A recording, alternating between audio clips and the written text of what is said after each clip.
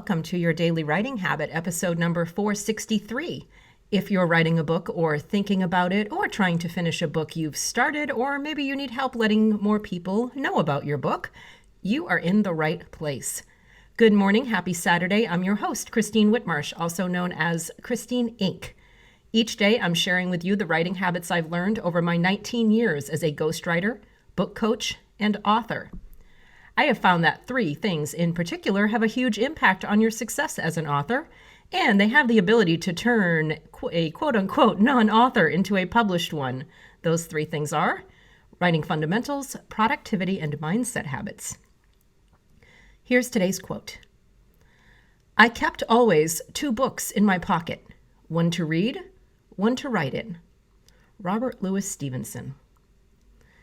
Well, once again, good morning. Happy Saturday. And what are you reading this weekend? I generally have usually a few fiction and nonfiction books going. And tomorrow on Sunday Storytime, I'll be reading an excerpt from one of the books I'm reading now. It's the book that keeps on giving, The Power of Bad. I just keep finding new and awesome information that applies to us as authors. So I'll be reading that from that tomorrow. But something I frequently talk to my authors about is the importance of reading as the number one tool in our writing toolbox.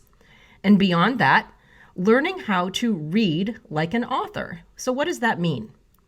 Well, for good and also great books, it means bringing your awareness to the things that make the book you're reading a good one or a great one. It means taking notice of why you're enjoying the experience and ideally without mentally dropping out of it. And on the flip side, if you're having more of a experience, analyzing the components of that as well is important.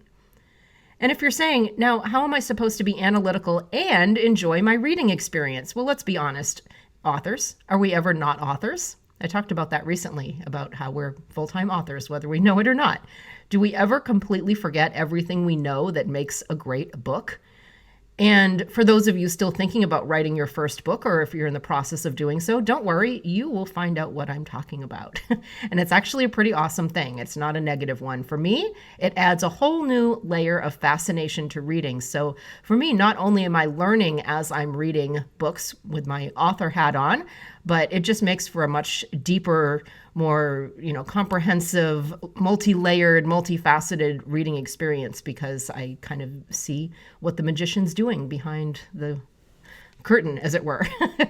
So here are 3 questions to ask yourself so that you can read more analytically like an author and learn from those lessons that you're seeing inevitably as you're reading books. Number 1. Do you find yourself loving or hating the book fairly early on? A strong reaction is normally a good thing and might have a few meanings. It's possibly a sign that you're either the exact target audience the author had in mind, or maybe the exact opposite of the target audience they had in mind. A strong reaction is usually better than a neutral one, though, or perhaps you have, personal bias against the character, who they are, what their choices are if it's fiction.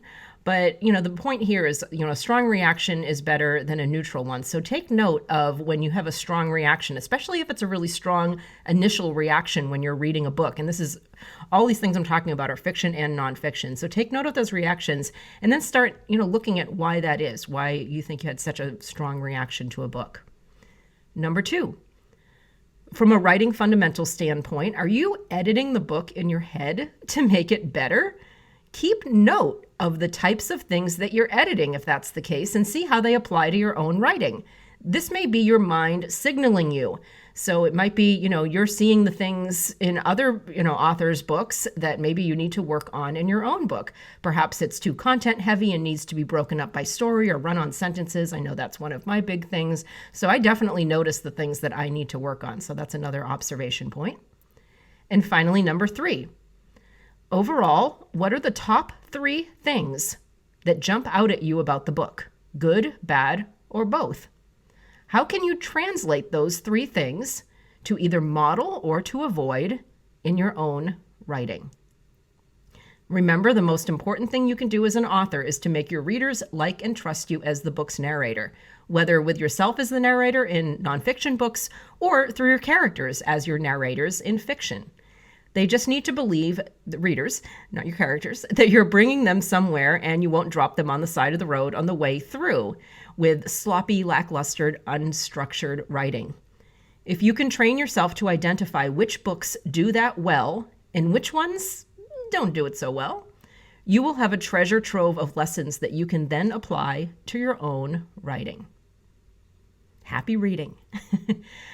Thank you for joining me here on Your Daily Writing Habit, where I am helping you write and finish writing an awesome book. And I would love to see you in my Inc. Authors group on Facebook. Let us know how we can support you. Great community of authors, all levels of authors, from beginning authors all the way through best-selling authors, publishing resources, publishers, marketers, publicists, designers, all sorts of amazing people. Inc. Authors on Facebook.